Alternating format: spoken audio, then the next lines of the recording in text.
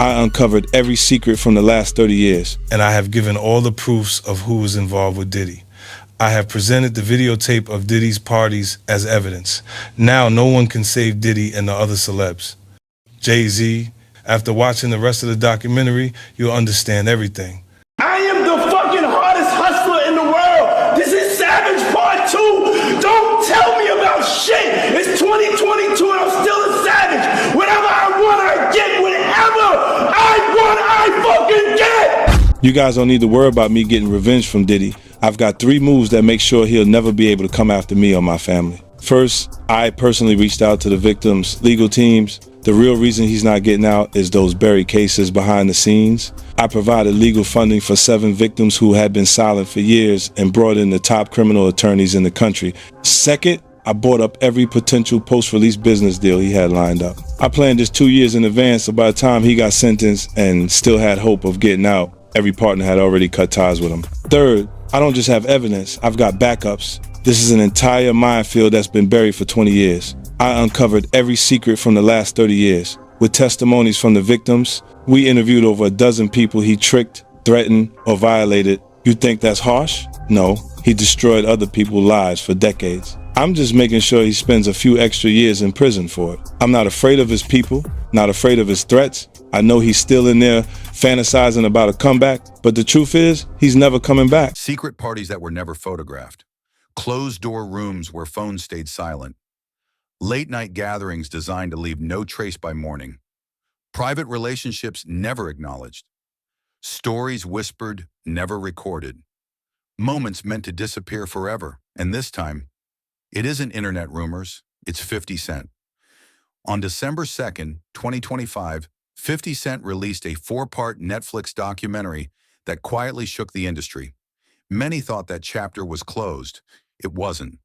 Now in a new Netflix documentary, 50 Cent goes deeper, and the names Diddy and Jay-Z keep resurfacing in the same hidden spaces. Not on red carpets, not in interviews, behind closed doors. This documentary doesn't scream accusations. It doesn't chase headlines. It uncovers patterns. Patterns of secret meetings, patterns of undocumented parties, patterns of silence that lasted for years. And once you realize how long this private world existed without cameras, without records, without accountability, you'll understand why this documentary is making so many people uncomfortable right now.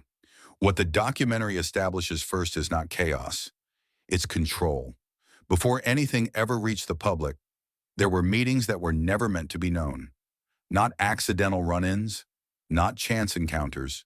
These were deliberate moments arranged away from visibility, inside private rooms chosen for one reason only.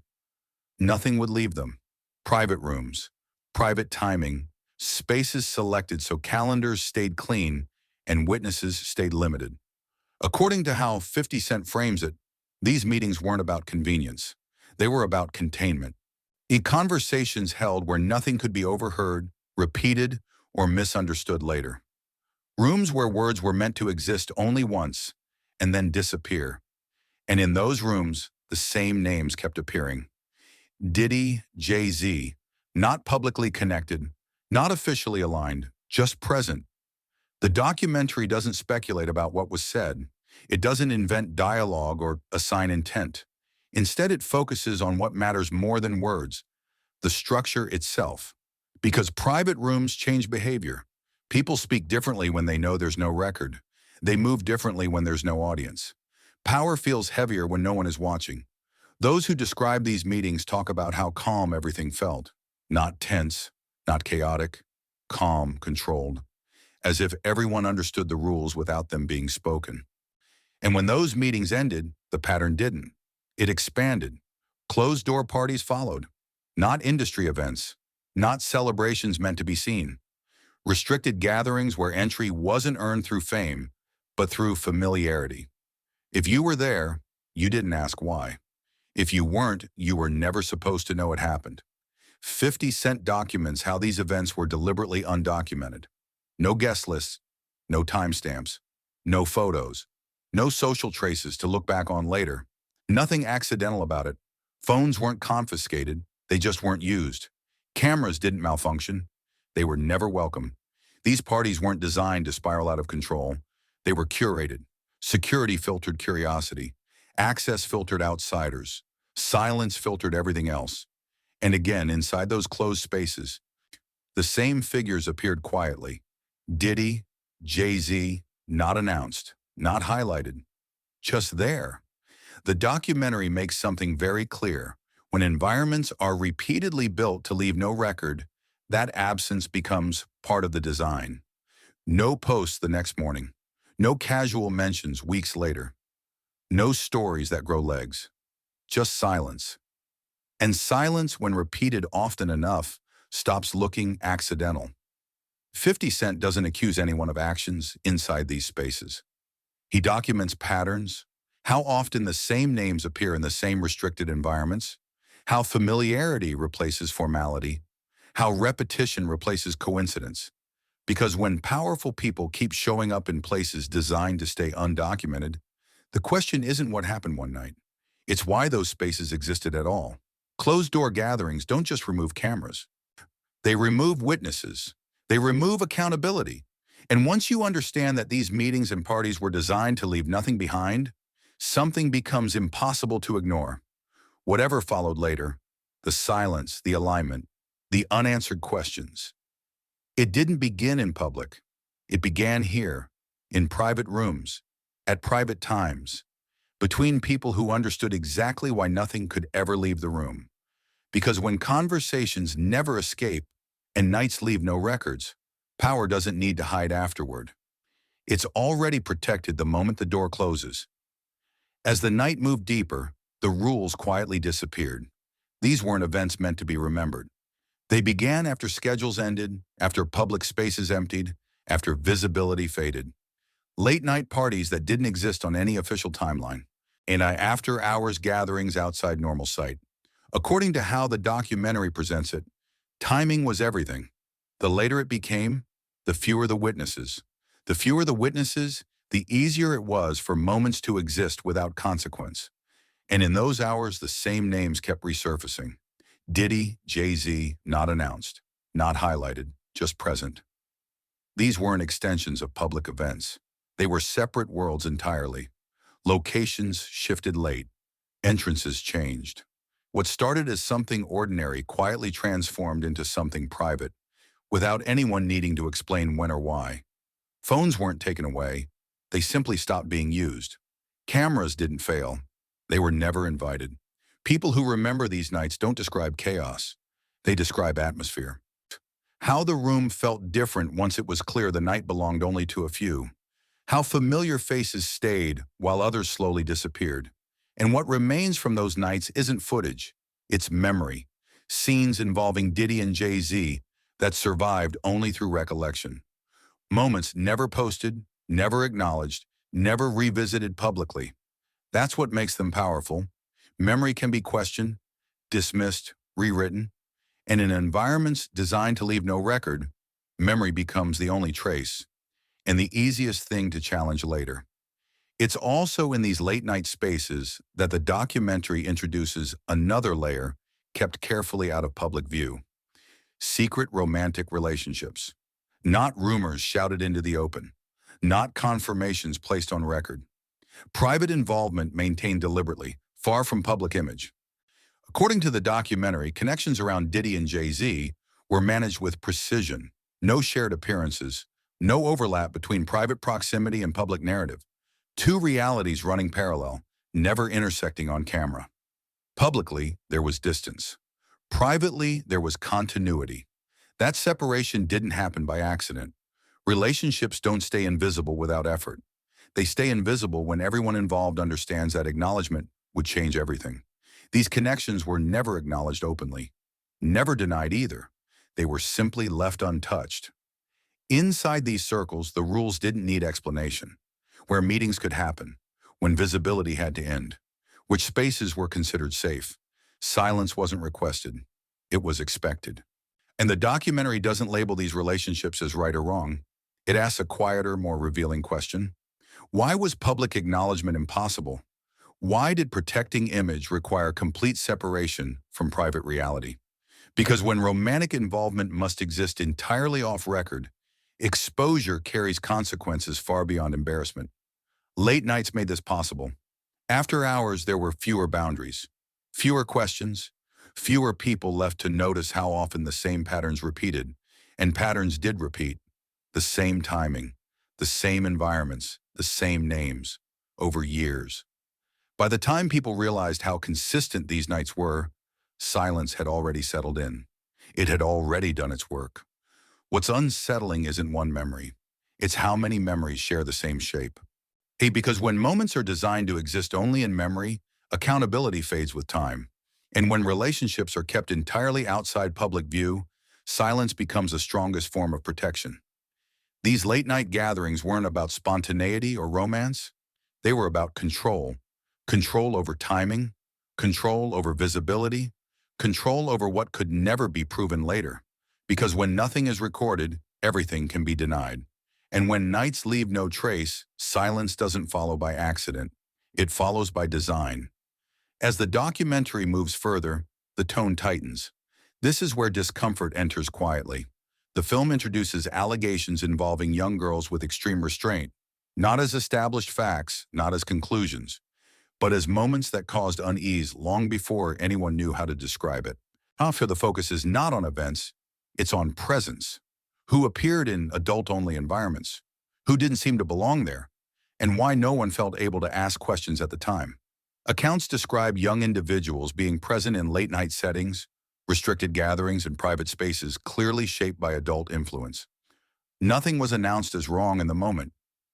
Nothing was challenged openly, but concern existed.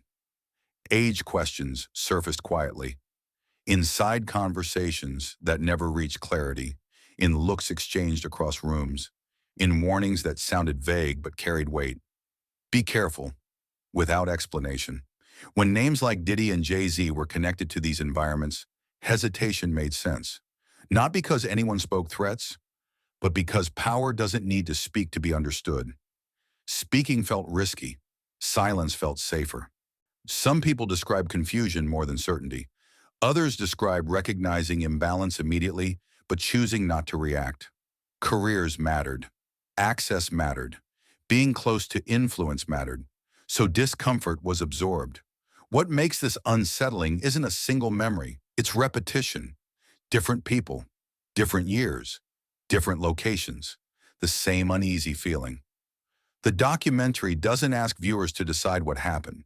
It asks them to notice how often similar concern appeared and how consistently it went unaddressed. Then the film shifts again, toward another layer of secrecy. Alleged relationships with men, not framed as scandal, not framed as wrongdoing, examined instead through separation. The separation between private identity and public persona. The documentary is careful here. This is not about judging identity. It's about concealment, and the effort required to keep parts of life completely invisible. Public image was tightly managed, appearances calculated, associations filtered. The version shown to the world remained consistent, controlled, and polished. Behind closed doors, different rules applied. According to accounts, private connections existed only in spaces where cameras never followed and questions were never asked. No confirmations, no denials, just silence, maintained over time. What stands out is the discipline involved. Different locations, different timing, different circles. Public life and private life were never allowed to overlap. That level of separation doesn't happen by accident. It happens when exposure carries consequences to reputation, to influence, to carefully protected narratives. The documentary doesn't speculate on motives. It doesn't define anyone. It asks why secrecy had to be absolute, why even acknowledgement felt dangerous. Because when something must be hidden this carefully, the secrecy itself becomes revealing. People describe how trust operated inside these environments. Who could be present? Who could be relied upon to stay quiet? Who understood the unspoken rules without them ever being explained? Breaking those rules didn't lead to confrontation. It led to disappearance. Invitations stopped coming. Access faded. Connections dissolved quietly. Not as punishment, but as prevention. By the end of this section, the weight doesn't come from accusation.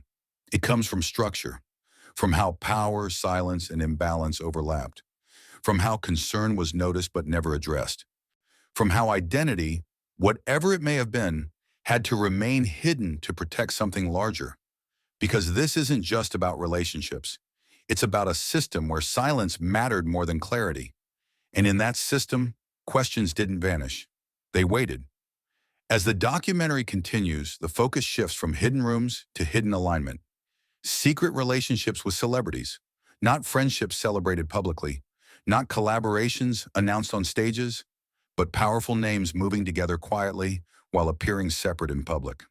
The film shows how Diddy and Jay-Z often maintained visible distance in interviews, red carpets, and official narratives. Different circles, different lanes, a separation that suggested independence. But behind closed doors, that distance faded. Private gatherings, restricted spaces. After-hours environments where access mattered more than image.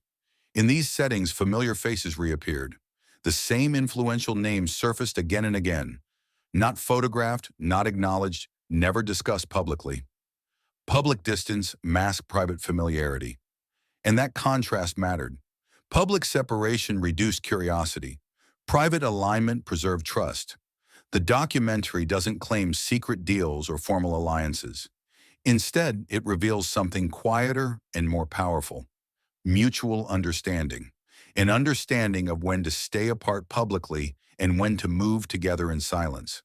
People inside the industry describe how reactions often felt synchronized, how certain topics went quiet at the same time, how attention shifted away without explanation, not because someone gave instructions, because alignment already existed. This is how influence protects itself. When powerful people share private spaces, silence becomes shared. No one needs to enforce it. Everyone understands the cost of breaking it. Access is at stake. Reputation is at stake. Entire careers are at stake.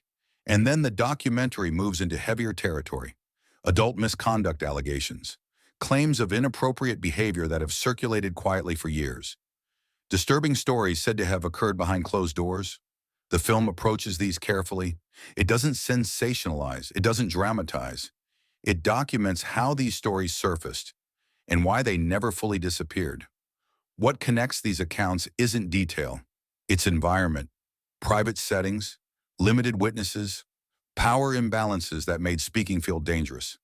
Different people describe similar unease. Moments where boundaries felt unclear. Situations that didn't feel right, but didn't feel safe enough to challenge. At the time, many dismissed their instincts. Later, distance brought clarity, and when multiple people reached similar realizations independently, the stories stopped feeling isolated. They began to feel patterned. The documentary doesn't accuse Diddy or Jay-Z directly. It asks why these stories were never addressed openly, why explanations never followed, why silence replaced clarity every time. Because silence doesn't erase allegations like these. It preserves them. It allows questions to grow heavier instead of fading. It allows patterns to emerge where single moments once stood alone. The film shows how private celebrity spaces can normalize behavior that would never survive public scrutiny. How repetition turns discomfort into routine. How routine slowly erodes the instinct to question. And that erosion is dangerous. Not because it proves wrongdoing, but because it allows environments to exist without accountability. By the end of this section, the weight doesn't come from one story. It comes from accumulation. From how often similar unease appears. From how consistently the same private spaces return. From how reliably silence follows. Because discomfort doesn't appear without reason. It grows where power goes unchecked, where visibility ends, where what happens behind closed doors is protected by design. And once those doors begin to open, even slightly, the story stops being about rumor. It becomes about how long public distance was used to hide private familiarity, and what silence allowed to exist in between. As the documentary moves forward, it becomes clear that the most important connections were never the loudest ones. They were the ones no one talked about. Unspoken connections. Private inner circles that never appeared in interviews, articles, or official stories. People who were consistently present around Diddy and Jay-Z across different years and different locations, yet somehow remained invisible to the public narrative. They didn't introduce themselves. They didn't need to. Their presence felt established, familiar, almost permanent, as if they had always belonged there. According to the documentary, these individuals move freely through restricted environments. No hesitation at doors. No explanations required. Access wasn't requested. It was assumed. That kind of access doesn't come from coincidence. It comes from trust built quietly over time. People who describe these spaces talk about how the atmosphere shifted when members of these inner circles entered the room. Conversations softened. Energy changed. Others adjusted instinctively, often without understanding why. Authority wasn't announced, it was felt. What makes these connections unsettling isn't that they existed. Every powerful world has inner circles. What makes them unsettling is how completely erased they were from the public story. No names, no acknowledgments, no record they were ever there. Yet around Diddy and Jay-Z, their presence was consistent. That absence from public awareness wasn't accidental.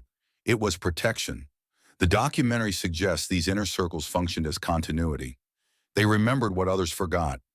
They understood how things worked when no one else was watching. Silence wasn't enforced. It was understood as the cost of belonging. And then the film moves deeper into the same structure. Off-record relationships. Privately maintained ties that were never confirmed and never denied. These weren't rumors chasing attention. They were associations that existed quietly, deliberately kept outside documentation. No statements, no clarifications, no denials. Just public distance and private familiarity. Inside these circles, these relationships were treated as known facts. No one asked for confirmation. No one demanded explanation. Explanation would have created records, and records were exactly what these connections could not survive. What stands out is how long they lasted. Public narratives shifted. Images evolved. Controversies came and went. The off-record relationships remained. Invisible, but intact. Maintaining that level of invisibility requires discipline, coordination. Everyone involved has to understand that silence benefits everyone. Silence protected access. Silence protected influence. Silence protected the system. The documentary doesn't suggest these ties were hidden because they were weak. It suggests they were hidden because they were valuable. Valuable enough to preserve privately. Valuable enough to erase publicly. Over time, that separation became normal. Public stories stayed clean. Private realities continued uninterrupted. By the end of this section, one realization settles quietly. The strongest connections around Diddy and Jay-Z weren't the ones people could point to. They were the ones no one could name. The ones never written down. The ones that existed only through access, proximity, and silence. And when relationships can survive for years without ever being confirmed or denied, they aren't accidental. They are functioning exactly as intended, protected not by lies, but by the shared understanding that some connections are never meant to be spoken out loud. As the documentary widens its lens, the story stops being about individual moments and starts becoming about movement. Hidden alliances, not partnerships announced on stages, not friendships celebrated in interviews, but coordination that only becomes visible when you look behind the scenes. Publicly, Diddy and Jay-Z appeared separate. Different paths, different narratives, different public postures that suggested distance and independence to the outside world, and there was no clear reason to connect their actions. Privately, alignment kept appearing. According to the way the documentary frames it, moments of public separation often match moments of private unity. Silence arrived at the same time. Attention shifted in the same direction. Certain conversations across the industry stopped simultaneously, without anyone explaining why. No meetings were announced. No agreements were documented. Just understanding. An understanding of when to stay apart publicly and when to move together quietly. This is how influence protects itself when visibility becomes risky. Behavior replaces paperwork. Timing replaces statements. Silence replaces denial. The documentary shows how industry reactions often felt coordinated without ever being coordinated on paper. Questions went unanswered at the same moment. Topics disappeared from discussion without confrontation. Curiosity was redirected softly, almost instinctively. Not because someone issued orders, Because alignment already existed. Public separation wasn't accidental. It was functional. It reduced scrutiny. It scattered responsibility. It made accountability harder to locate. And within that structure, another reality never faded. Unverified accusations, claims that didn't arrive with documents or court dates, claims that didn't explode into headlines and then vanish, claims that stayed. After 50 Cent's earlier documentary, many expected resolution, clear denials, direct explanations, something that addressed the patterns openly. What followed instead was silence. No detailed responses, no clarifications, no effort to dismantle the questions, and silence doesn't erase claims like these. It preserves them. The documentary traces how these accusations resurfaced quietly over time, in private conversations, in careful warnings, in things people said without ever putting them on record. Different voices, different years, the same unease. Not identical stories, but familiar shapes. Private settings, limited witnesses, power imbalances, and afterward, nothing. False stories usually collapse. They lose momentum. They fade when attention moves on. These didn't. They lingered. And lingering changes how questions behave. They stop demanding belief. They start demanding attention. The film shows how unanswered claims slowly accumulate weight. Viewers begin connecting timelines, comparing environments, noticing how often the same names appear around the same silences. That lack of response becomes its own signal. Not because resolution doesn't require admission, it requires engagement. Here, engagement never came. Public separation continued. Private alignment remained intact. And that combination is powerful. It allows influence to operate without exposure. It allows protection without confirmation. It allows questions to exist without answers. By the end of this section, one realization becomes unavoidable. When alliances are hidden, accountability scatters. When questions are left unanswered, they don't disappear. They settle, they wait. And once they've waited long enough, the story stops being about whether something can be proven. It becomes about why, after that earlier documentary, the same questions were still left untouched.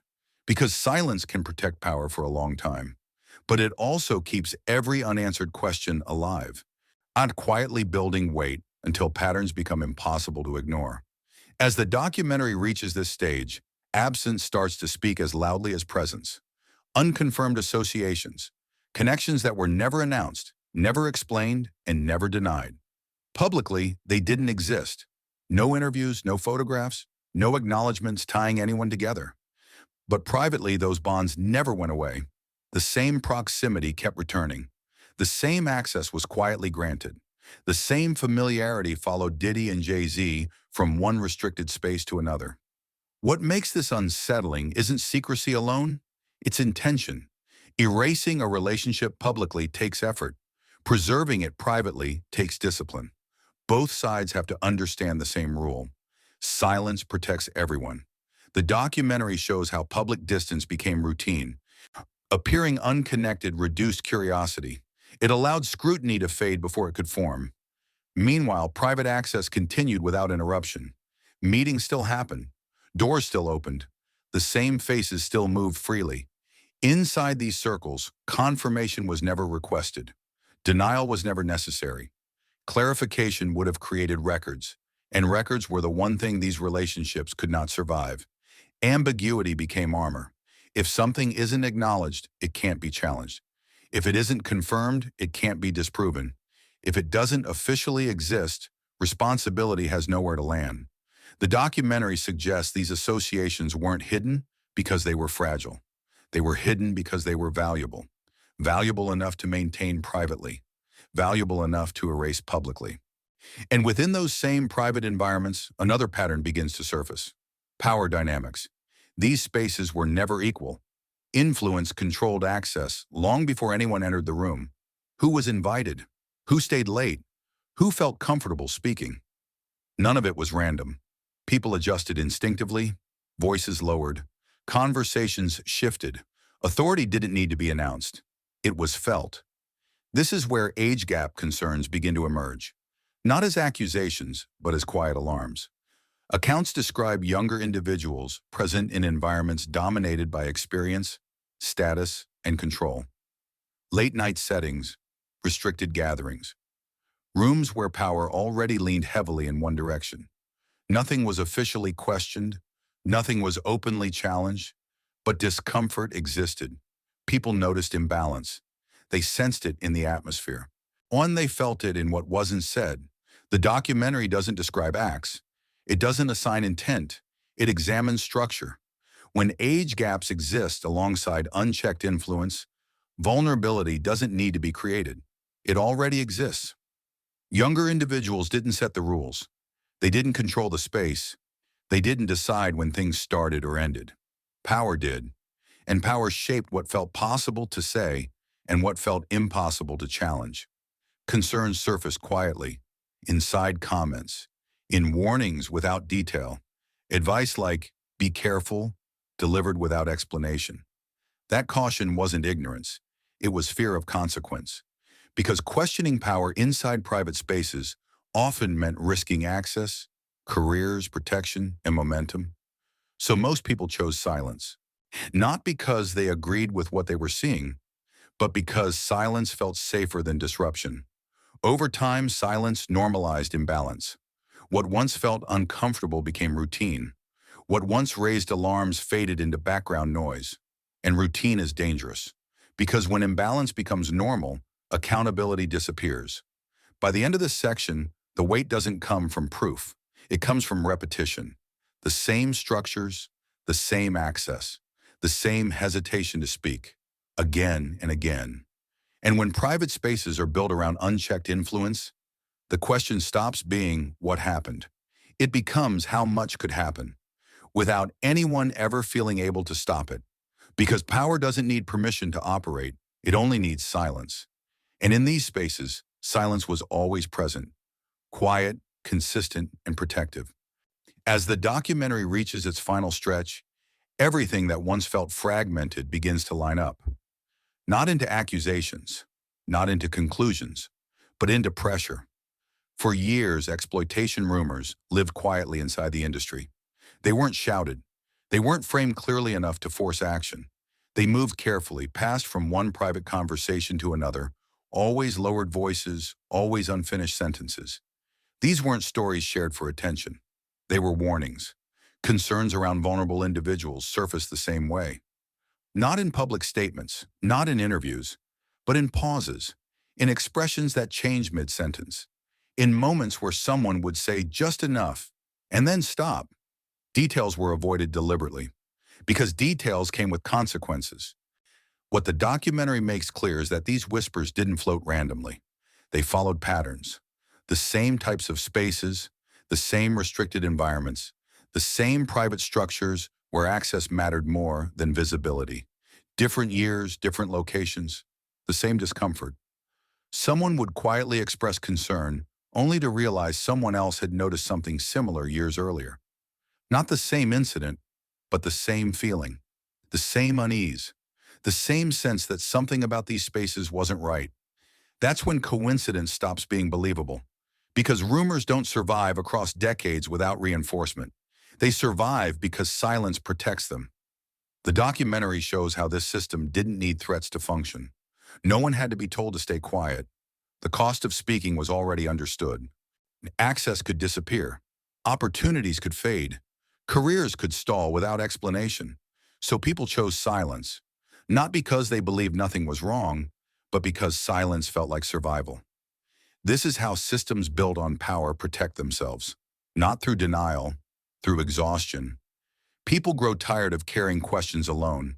They convince themselves discomfort isn't enough to risk everything. They learn to look away from what feels too large to challenge, until something changes. What changes now is visibility. With 50 Cent's new Netflix documentary, the whispers are no longer isolated. They're placed side by side. Patterns that once felt personal now look structural. The same environments tied to Diddy and Jay-Z are no longer invisible. The film doesn't accuse. It doesn't conclude. It connects. And connection is dangerous for any system built on silence. Because silence only works when people believe they're alone. Once they realize they're not, the structure weakens. The documentary shows how repetition creates pressure, how awareness spreads quietly, how people begin to understand that what they noticed years ago wasn't isolated, it was shared. That shared recognition changes everything. The system hasn't collapsed, but it's no longer hidden. And once something built on silence becomes visible, it doesn't need to be attacked. It begins to strain under its own weight, not all at once, not dramatically, but inevitably. Because silence can protect power for a long time, just not forever.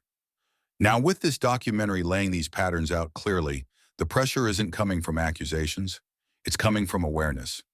From the realization that the same concerns echoed for years, that the same structures repeated without interruption, that the same questions were never answered. This isn't the end of the story, but it is the moment the system stopped being invisible. And once enough people see the same pattern at the same time, the question stops being whether something will change. It becomes how long silence can hold, now that everyone is finally looking.